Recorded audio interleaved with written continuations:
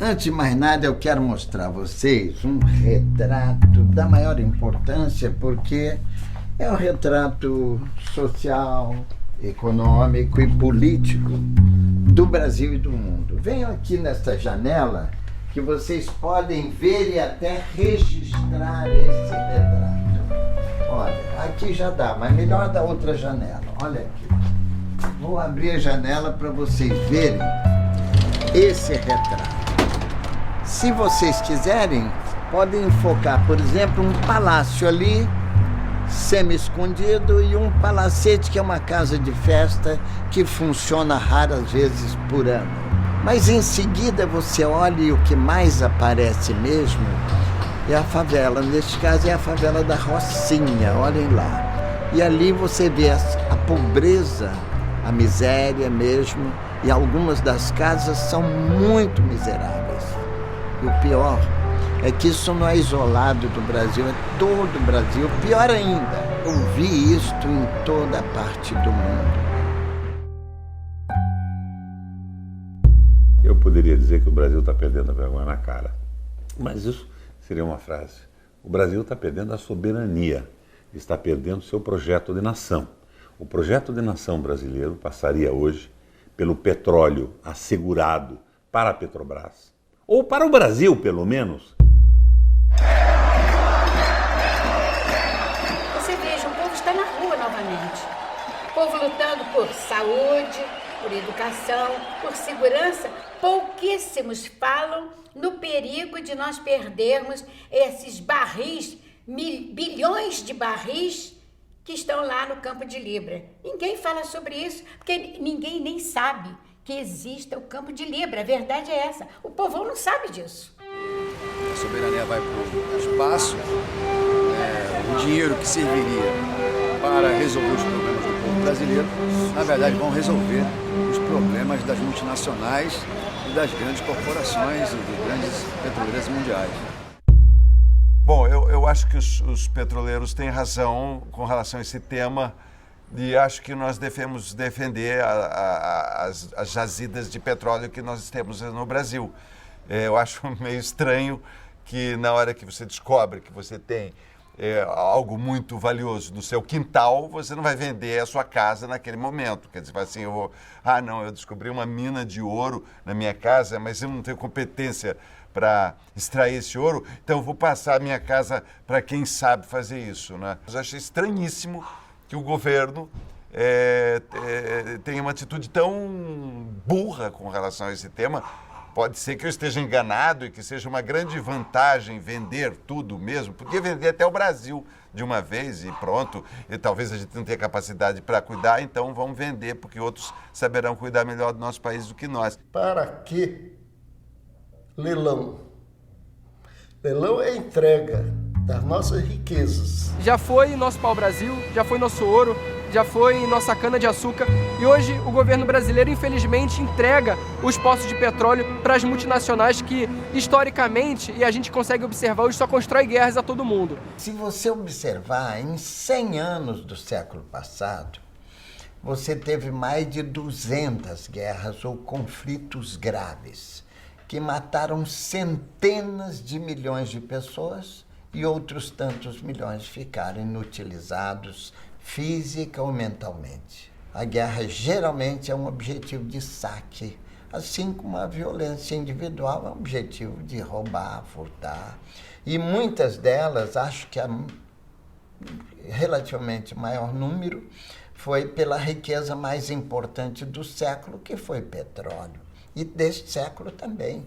Nesses 13 anos do século XXI, você já teve várias guerras ameaçando superar o século XX, a não ser que o homem repense nessa brutalidade e mude de caminho. O petróleo brasileiro tem que ser para o povo brasileiro, nada mais justo do que o povo poder opinar, poder gerir também. Porque, na verdade, o que o Estado brasileiro hoje dá, né, e há muitos anos fornece isso para a juventude, são assassinatos, sequestros da juventude brasileira, a droga, não ter acesso a uma educação decente, a evasão nas escolas. Esse projeto tem que ser superado, nós temos que construir o nosso. Se depender do governo brasileiro, da Dilma, se depender do Congresso Nacional, da Suprema Corte, o nosso petróleo vai embora. A Constituição brasileira, no artigo 20, diz que é patrimônio da nação o conjunto dos recursos do subsolo, incluindo o petróleo, o gás natural e os potenciais hidráulicos.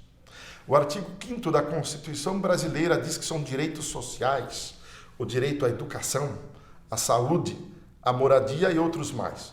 O governo tem dito que não consegue resgatar esses direitos por falta de dinheiro. Ora, os números que nós mostramos aqui, de ter um excedente econômico da ordem de 400 bilhões até 2 trilhões de reais por ano, mostra que potencialmente o pré-sal pode permitir, junto com outros recursos naturais, como os potenciais hidráulicos, gerar essa riqueza, mas tem que ser organizado. Será que interessa ao Brasil estar negociando, privatizando essa riqueza que, por Constituição, é brasileira, é da nação, é da União?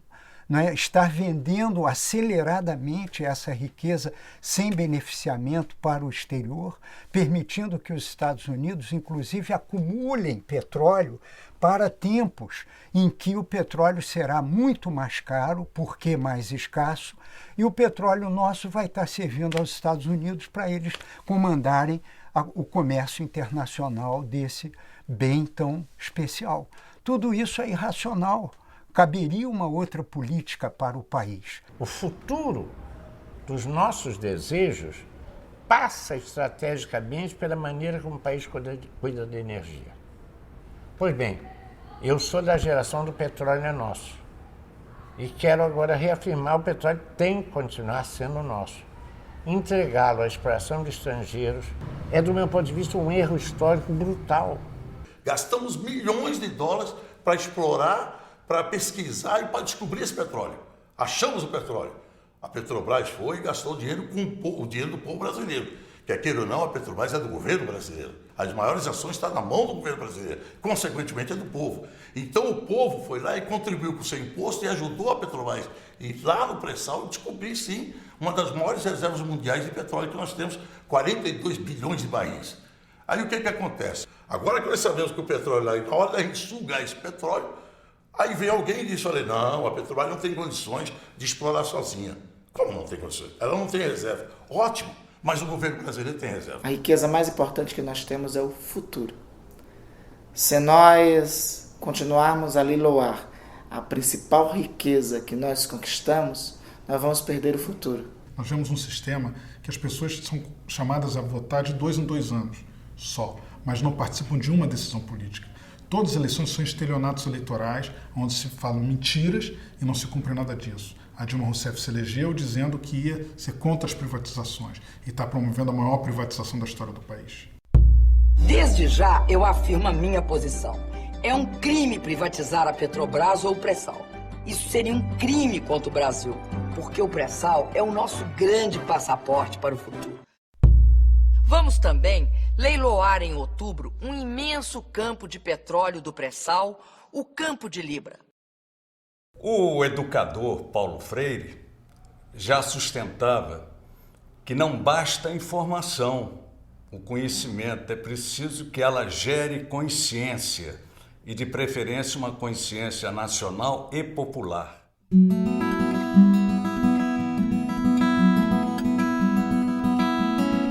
É preciso fazer um recuo no tempo e olhar isso tudo como fruto de uma política neoliberal.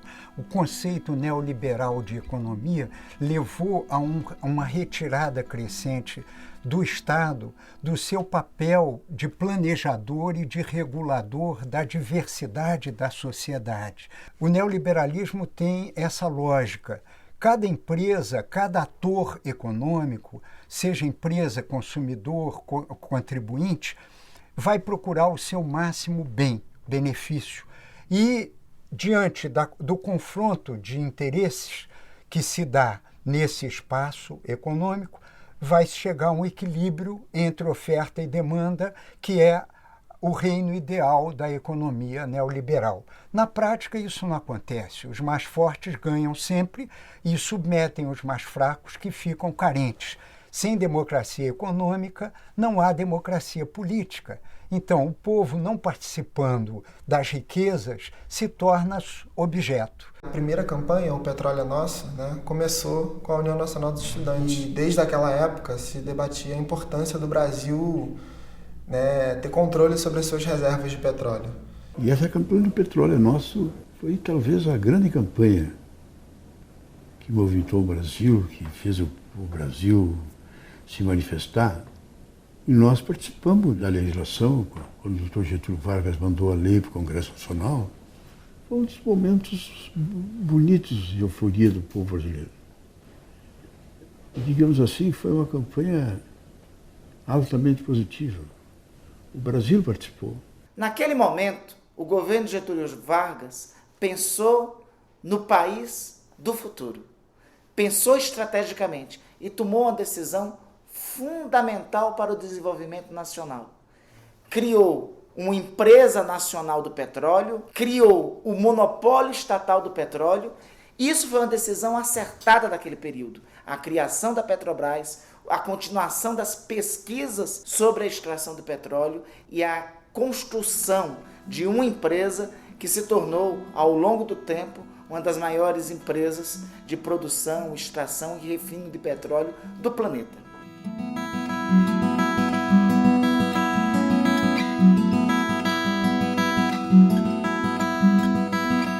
A Petrobras é, dentre as petroleiras do mundo, a que tem maior número de plataformas em águas ultraprofundas, construiu uma aliança estratégica com centros de pesquisa do Brasil e do exterior, com todas as empresas do mundo inteiro, as trata de igual para igual, e tem a capacidade de liderança e é respeitada no mundo inteiro. Só aqui dentro que ousam dizer que a Petrobras não tem capacidade. A riqueza que nós temos hoje é dupla. De um lado, o petróleo descoberto, mas a maior riqueza está na capacitação construída ao longo de 6 décadas na Petrobras para ser capaz de formular um modelo geológico, confirmá-lo, fazer todas as operações organizadas para chegar à província do pré-sal. E a gente vê que desde a época do Fernando Henrique para cá, com as rodadas de leilões do petróleo, a gente está perdendo algo que a gente conquistou lá atrás. Qual é o conceito da licitação do petróleo no modo anterior? Você tem um risco exploratório. Você vai explorar e, 20% dos postos que você fura, você encontra. 80% você não encontra, toma um prejuízo, mas o que você encontra compensa. Então você tem um risco, então você está pagando uma coisa para depois correr o risco de achar ou não petróleo, e aí você faz uma espécie de aposta. No pré-sal não é bem assim. Não é essa aposta toda, é praticamente você entrar numa área muito, muito promissora, com a maioria com descobertas. Então, se você chegasse e mantivesse o mesmo marco regulatório, era insustentável politicamente. Houve, antes disso, uma grande luta política para ver se mudava ou não até esse marco regulatório. O Hildo Sauer, que era diretor na época de Gás e Energia da Petrobras, ele denuncia que no governo Lula havia um setor que não queria sequer mudar para o novo marco regulatório. E que esse setor, quem liderava esse setor era a Casa Civil, que na época era a senhora Dilma Rousseff. É preciso, todavia, revisar a gestão da Petrobras também. A atual gestão da Petrobras, que se agravou a partir dos últimos 5 ou 6 anos, já a partir do segundo governo Lula, precisa de uma urgente revisão e transparência. Eu fui para um debate no centro Celso Furtado. Celso Furtado foi meu mestre e amigo. E lá estava quando tinha uma mesa sobre petróleo e o diretor da Petrobras declarou o seguinte: a primeira obrigação da Petrobras é com os seus acionistas. Eu levantei a mão dizendo que a primeira obrigação da Petrobras é com o Brasil e com o povo brasileiro, até porque ela só existe porque existe o Brasil e existe o povo brasileiro. Mas não. Ele achava que o critério importante era o tamanho do dividendo, porque a cotação da Bolsa de Nova York era o barômetro que conduzia a administração da Petrobras. O que eu estou querendo te dizer é que o desvio que foi feito na Petrobras é muito sério. No dia de hoje, a empresa, a dona Graça Foster, que é a presidente da Petrobras, ela pode vender para quem ela quiser qualquer ativo da Petrobras, inclusive campo de petróleo, sem licitação. E isso, você brasileiro talvez não sabe, já foi feito foram vendidos 2 campos de petróleo para o seu Eike Batista, sem que ninguém soubesse.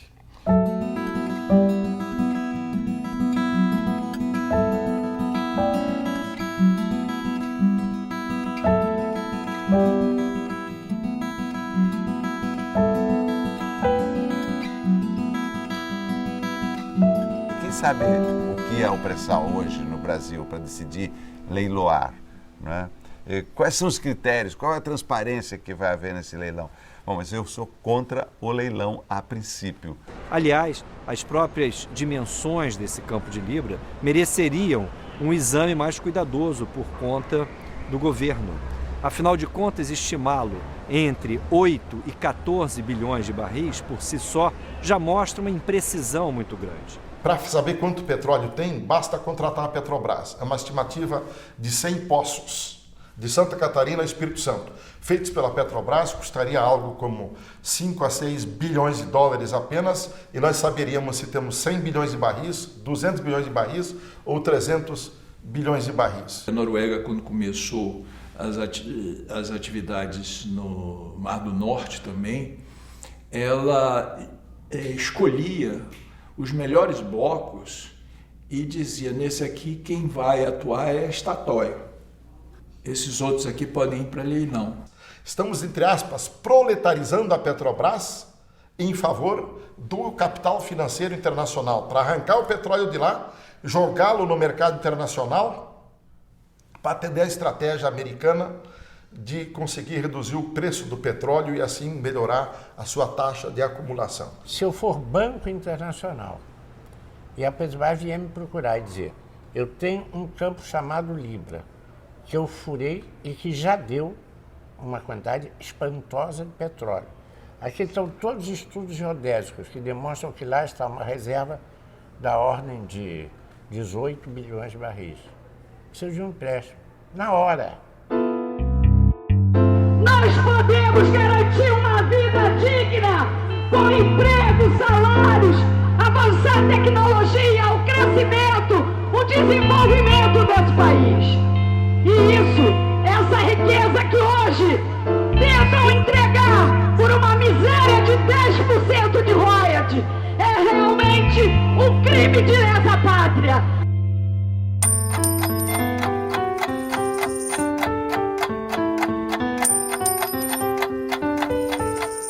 Os royalties, eles representam 10% na lei do Fernando Henrique e 15% na lei do Lula, né? Então, enquanto a gente discute o royalty, que a gente chama do rabo do elefante, o elefante, que é os 85% do petróleo, está indo para as mãos das multinacionais. Então não há o que comemorar, né? Eles precisavam de uma cortina de fumaça, né, para esconder a verdadeira riqueza. E essa cortina de fumaça são exatamente as esmolas. Pode conter, olha, a gente vai dar essas sobras para vocês de banquete. É uma parte ínfima, é uma parte pequena do que representa.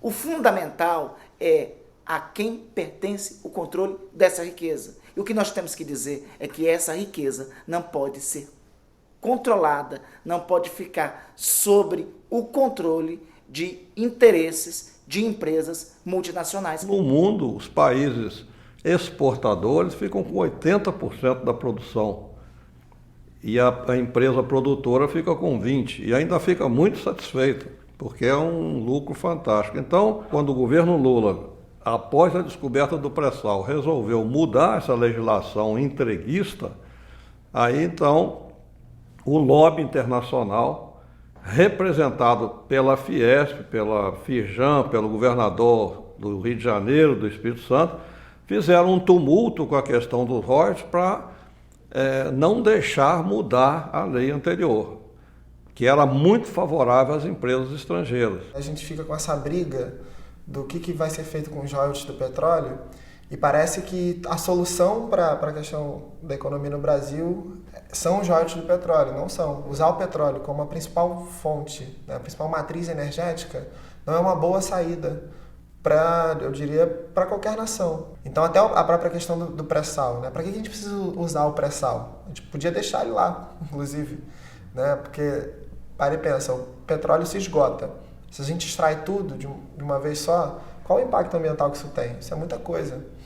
Só o controle público sobre a exploração do petróleo pode garantir o cuidado ambiental que uma exploração desse tipo, e em especial aquela em águas profundas, necessita. Nós estamos produzindo também a possibilidade concreta de imensos desastres ambientais, na medida em que se abre para aquelas que têm na gênese, na sua ontologia, na sua concepção fundante, o lucro a qualquer preço, o ganho, o acúmulo e reprodução de capital, que pode ser reprodução e acúmulo de desgraça nacional. Esse petróleo já está há milhões de anos lá no pré-sal e no pós-sal. Se ficar mais 50 anos, não tem diferença nenhuma. E, aliás, esse petróleo é para servir para atuais e futuras gerações.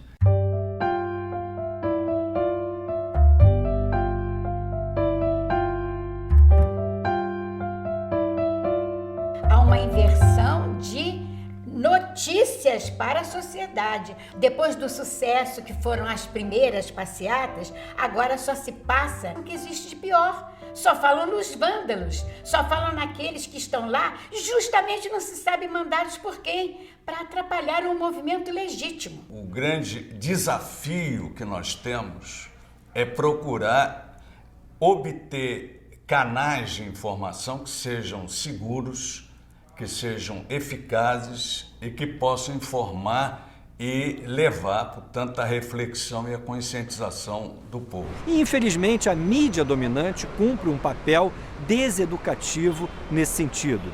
A mídia dominante é uma mídia controlada por grandes corporações que vivem de verbas publicitárias que advêm, em boa parte, de empresas multinacionais e de empresas do próprio governo. Portanto, é uma imprensa que, de alguma maneira, se coloca refém desses mecanismos de financiamento. Eu abro a grande mídia e vejo mais ou menos passando a ideia que o petróleo vai perder valor. É absurdo isso. Então você vê que, infelizmente, o tempo todo, essa questão do petróleo está em segundo plano. Quando se fala de petróleo, é para elogiar que houve um leilão. Que ótimo que houve um leilão. Eu lamento muito se tiver algum espectador que está lendo o seu jornalzinho e acreditando nele, mas tudo aquilo ali é um mundo ceifado, é um mundo camuflado, ele não vê o verdadeiro mundo.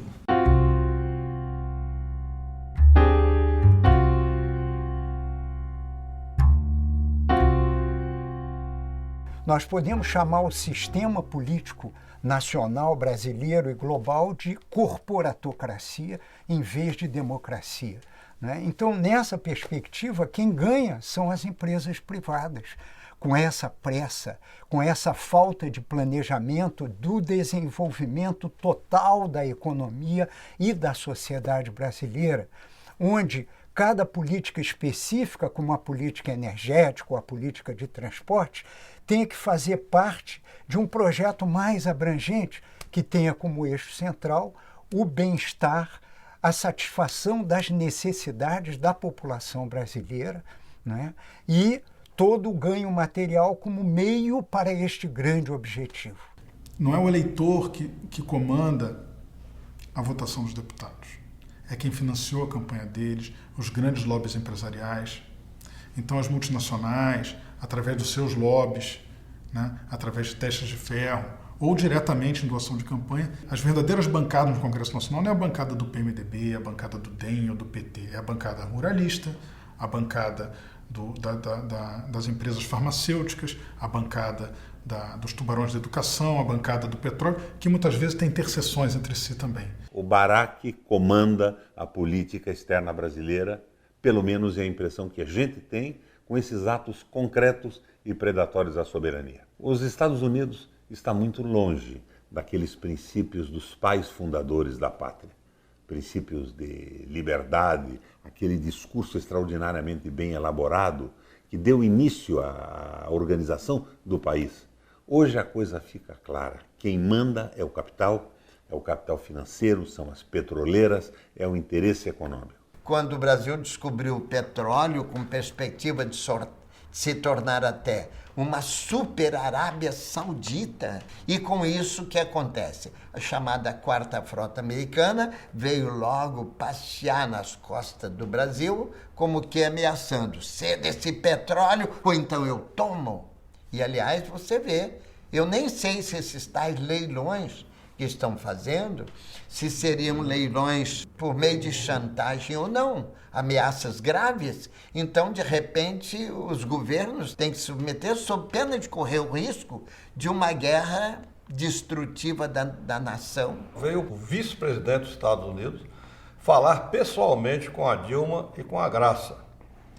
Certamente deve ter dito a Dilma: ou você leiloa o pré-sal ou esquece a reeleição. Deve ter sido essa a mensagem.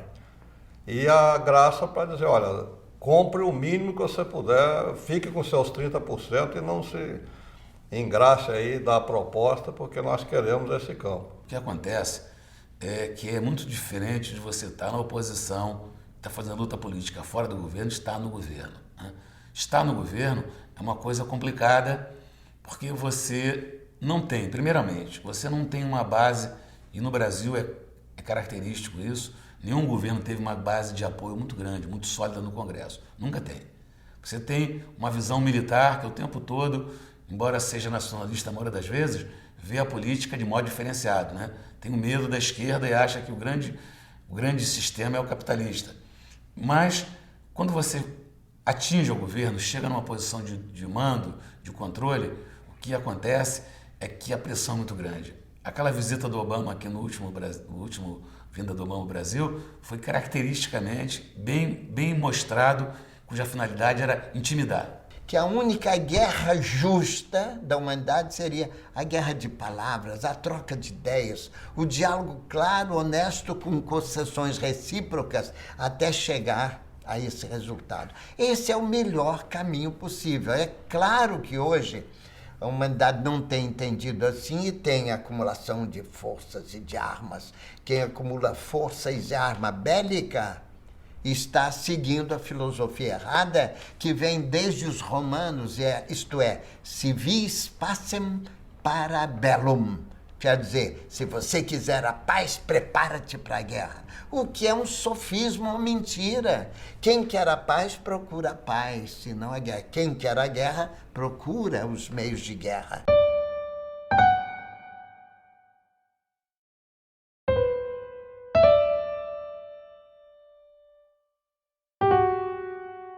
As denúncias do Wikileaks e particularmente de Edward Snowden colocariam oportunidade para a diplomacia brasileira rever as suas posições. Mas fundamentalmente é a defesa da soberania brasileira que deve predominar numa visão de política externa. E nesse sentido, o governo brasileiro teria todos os argumentos para sustentar o equívoco que foi tomado até o momento. Quando se noticia que os Estados Unidos conhecem até a vida íntima da presidente, está por dentro de tudo que acontece no Brasil, citar esses dados aí, eles também devem ter. Exatamente quando o mundo inteiro, não é o Brasil, está a boca aberta com a ousadia negativa do americano, e ficou claro agora que não foi uma possibilidade de defesa, de segurança, de terrorismo, não, eram dados técnicos da economia para favorecer e para agir. Então, se vazou para o exterior, alguma empresa ligada ao capital internacional teve acesso. Ia vazar para ficar só dentro do Departamento de Estado americano? Não. Eu acho que essa questão do Snowden, ela provocou manifestações da situação e da oposição a favor da soberania brasileira. Foi de PCdoB a Aécio Neves. Mas quando o governo federal faz uma política em contrário a isso, nós vemos um grande silêncio no Congresso Nacional.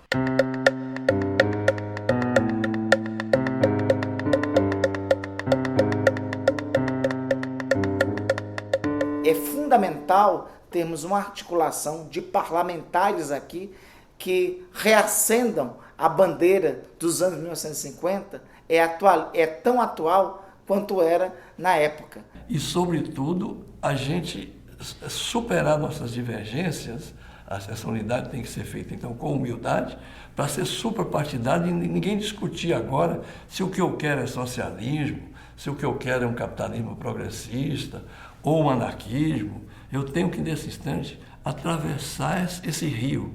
Nós queremos que o governo brasileiro assuma a responsabilidade de um governo brasileiro. Se ele está preocupado com saneamento básico, com educação, com segurança, com saúde, então ele tome a rédea e fala, não, isso aqui é nosso. Isso aqui vai ficar na mão do povo brasileiro. Nós vamos distribuir essa renda para o povo brasileiro. Agora fica fácil trazer os chineses, trazer os franceses, os americanos, os espanhóis, os portugueses. Vem para nosso país, participa de leilões, ganha a sua fatia, leva divisa para os seus países e deixa para a gente o quê? O que está precisando é organização. E essa organização não tem. E o que nós estamos cobrando é isso. Nós, petroleiros, queremos organização nesse país. Nenhuma dessas empresas hoje tem colocado o produto extraído do nosso solo à disposição das nossas indústrias. Nem mesmo na parte de comercialização, assim como na parte do transporte. Todo o transporte é feito por empresa das próprias exploradoras, como é o caso da Shell, Schlumberger, Halliburton e tantas outras aí.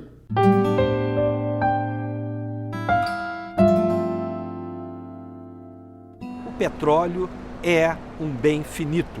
Nós tenderemos a acabar com essa riqueza e simplesmente a renda do petróleo será consumida na importação de produtos ou peças e componentes para a nossa indústria, que evidentemente poderá nos satisfazer como consumidores, mas como um país que precisa buscar sua autonomia, sua independência, a sua soberania, evidentemente esse é um caminho completamente equivocado. Sabe qual é a minha preocupação? O povão brasileiro não sabe o horror que é uma economia que exporta petróleo cru. Eu sou inteiramente favorável que nós só exportemos petróleo processado, e o ideal do petróleo processado é aquele que é usado pelo trabalhador brasileiro para ele trabalhar melhor e com maior prosperidade. Eu acho que a presidente Dilma poderia dizer para o mundo, olha, nós vamos fornecer derivados de petróleo para o mundo, né? Vamos construir nossa refinaria, quem quiser gasolina, querosene de aviação, diesel, venha comprar no Brasil da Petrobras, né? E também a gente tem que lembrar que a parte mais lucrativa da indústria do petróleo são os produtos petroquímicos que nos cercam, que está no tênis, que está no tablet, que está no celular, que está na televisão, que está em todos os produtos eletrônicos, que está nos componentes principais dos automóveis, né? Então, a gente tem que virar fabricante de produtos com valor agregado. É um absurdo a gente exportar petróleo para depois comprar o tablet, o tênis, o carro. Muitos falam com razão que o Brasil vive um processo de neocolonização e de globocolonização. Há países no mundo com essa função, produzir matérias-primas, matérias brutas, insumos básicos que, beneficiados em países centrais de maior tecnologia e maior produção de agregar valor industrial, devolvem depois isso e vendem para lucro da sua balança comercial. Então, é também inadmissível que o Brasil, que foi o país que dos anos 30 aos anos 80 fez uma revolução urbano-industrial, uma transformação urbano-industrial admirável, das maiores do planeta, continue agora nessa situação que lembra o período colonial, o ciclo do açúcar, do ouro, dos diamantes, até do pau-brasil no início da colonização portuguesa aqui. Quer dizer, a gente é um celeiro do mundo. E nós poderíamos muito bem utilizar esse recurso, não só sob o ponto de vista financeiro, que as exportações do petróleo irão acarretar, mas como um instrumento de política e, especialmente, um instrumento de geopolítica. Nós poderíamos, por exemplo, nos associarmos a outros países em desenvolvimento para melhor investir na nossa infraestrutura social e logística. E o outro ponto da expansão do quintal americano é um acordo assinado em março de 2011 entre Obama e a senhora Rousseff para definir uma parceria estratégica para beneficiar ambos os países e desenvolver todo o recurso do pré-sal na plataforma brasileira. Ora, O que interessa neste caso os Estados Unidos não interessa o Brasil. O Brasil devia estar buscando se de fato vai se tornar, como prevêem os planos, o quarto maior exportador do mundo, talvez o terceiro, em 2020, daqui a 8 anos. Ele tem que se aliar à estratégia da OPEP, que vai permitir obter o maior excedente econômico. Do contrário, fazendo o que está fazendo, convertendo o petróleo nesse ritmo, sem planejamento, outorgando contratos que se resolvem por si, como são os de concessão e de partilha.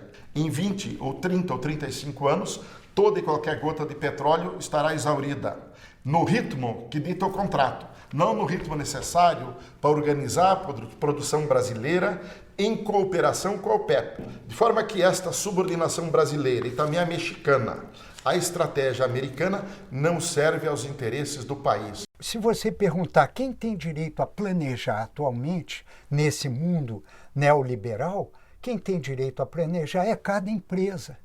Isso é uma loucura. Cada empresa se planeja para 10, 20, 30 anos. E o nosso país, o horizonte máximo de planejamento são os 4 anos de governo de uma administração eleita por 4 anos. Isso não é horizonte estratégico, isso não é projeto nacional de desenvolvimento. Segundo aspecto, para ser um projeto nacional era preciso que a população participe. Então, quem é o sujeito da produção das riquezas? O mundo do trabalho. Onde é que eles vivem? Eles vivem em comunidades, seja nas cidades, seja no campo. Essas seriam as primeiras unidades de planejamento, que vão colocar em cima da mesa as suas várias necessidades econômicas, sociais, ambientais, culturais, tudo isso colocado ali como matéria a ser planejada para que haja desenvolvimento destas populações locais. O Plano de Desenvolvimento Nacional seria uma síntese de todos esses planos descentralizados.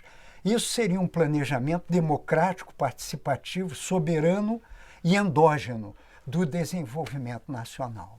Se a nação não tiver na cabeça do dirigente público, na cabeça do dirigente sindical, na cabeça do jovem estudante, na cabeça do professor de escola primária, nós estamos lascados. O que é que nós fizemos? Nós pegamos a ideia de nação e jogamos fora. Essa é que é a verdade. Entendeu? Esse é que é o problema. Nós estamos trabalhando por espasmos em cima de crises. Nós não temos um projeto nacional.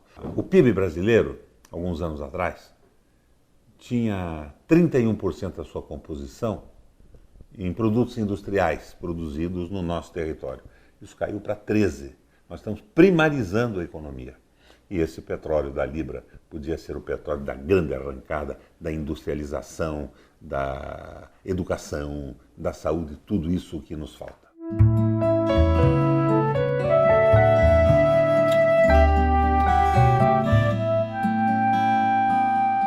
A esperança renasceu na medida que as pessoas foram para a rua e sentiram a possibilidade de influir, e influir positivamente, quer dizer, exigindo moralidade nos governos, exigindo investimentos para a população, exigindo maior honestidade e probidade administrativa. Então é hora do povo exigir o direito de ser sua a maior riqueza que o Brasil já teve, ou seja, a maior oportunidade da história do Brasil de deixar de ser o eterno país do futuro. E, portanto, há uma perspectiva de se horizontalizar mais a ação política e não verticalizar, permitindo que a sociedade possa agregar e congregar pessoas interessadas em construir uma sociedade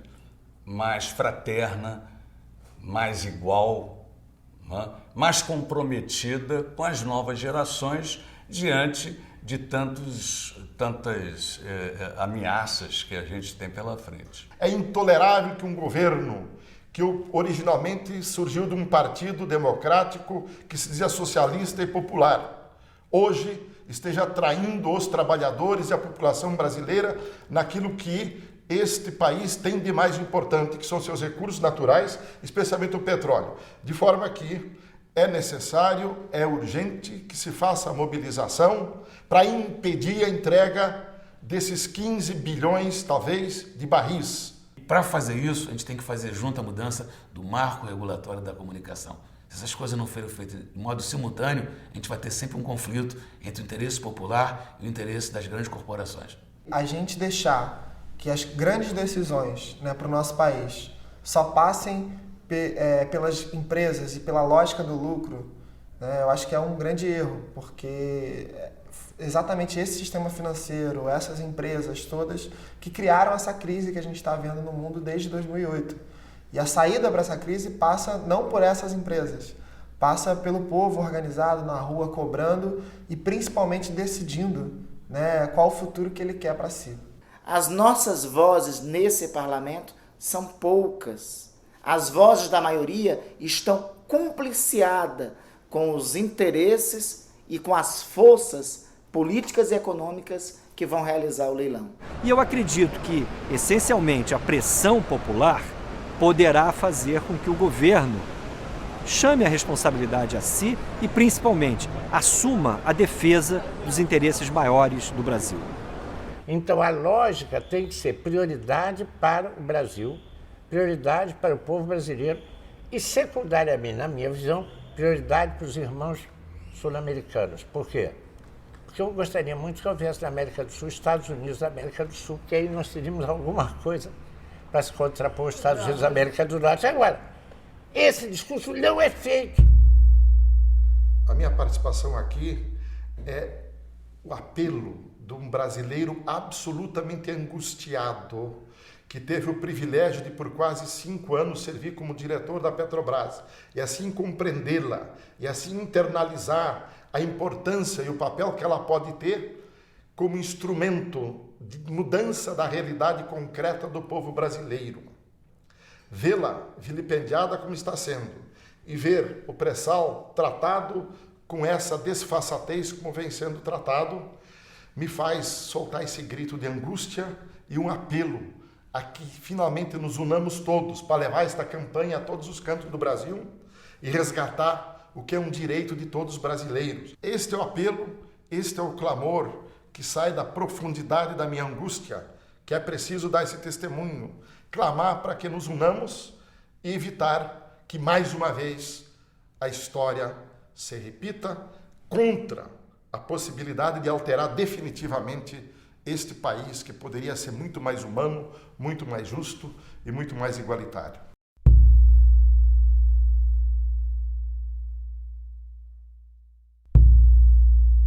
Esse governo, para quem achava que estava em disputa, já escolheu um lado. Não é mais o governo dos trabalhadores. Na nossa opinião, é o governo do imperialismo norte-americano. Porque os meios de comunicação vendidos, eles só negam aquilo que é o bem maior do ser humano e do cidadão, que é a informação. E se o povo tivesse informado, não haveria força nenhuma nesse país que pudesse fazer frente a esse povo na praça, nas praças e nas ruas. E hoje a gente vê o pessoal sendo escorraçado pela polícia levando gás, dá vontade de chorar de tristeza, porque é uma luta, é o nosso direito. A gente está lutando pelos nossos direitos. E dizer exatamente para a repressão que nós já estamos acostumados às bombas. Isso não nos amedronta. Nós jamais desistiremos de defender os nossos princípios, as nossas causas, as nossas bandeiras.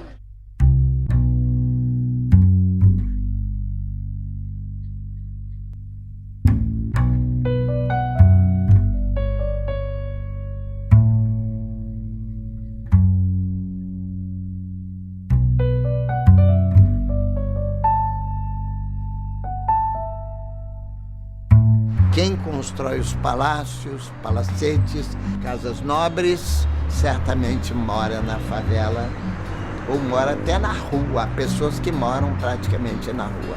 E assim, tá? O mundo tem sido assim.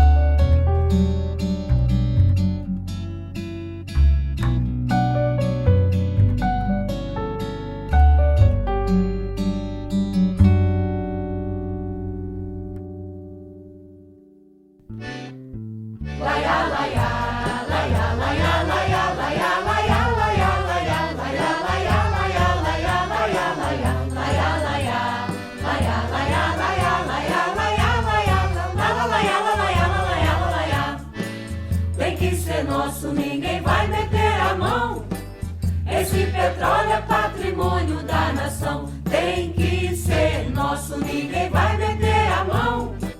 Esse petróleo é patrimônio da nação. Será preciso muita força e união para isso garantir que o povo usufrui toda a riqueza desse chão. Será preciso muita força e união para isso garantir que o povo usufrui toda a riqueza desse chão. Tem que ser nosso, ninguém vai meter a mão. Esse petróleo é patrimônio da nação, tem que ser nosso, ninguém vai meter a mão. Esse petróleo é patrimônio da nação. Já posso ver o sorriso de Maria, as crianças na escola, a sanfona e a viola, tudo como eu queria. Já posso ver o sorriso de Maria, as crianças na escola, a sanfona e a viola, tudo como eu queria. Tem que ser nosso, ninguém vai meter a mão. Esse petróleo é patrimônio da nação, tem que ser nosso, ninguém vai meter a mão. Esse petróleo é patrimônio da nação.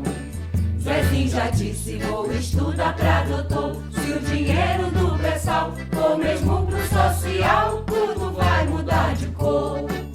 Zezinho já disse, vou estudar pra doutor. Se o dinheiro do pré-sal for mesmo pro social, tudo vai mudar de cor. Tem que ser nosso, ninguém vai meter a mão. Esse petróleo é patrimônio da nação, tem que ser nosso, ninguém vai meter a mão. Esse petróleo é patrimônio da nação, tem que ser nosso, ninguém vai meter a mão. Esse petróleo é patrimônio da nação, tem que ser nosso, ninguém vai meter a mão. Esse petróleo é patrimônio da nação. Laia, laia.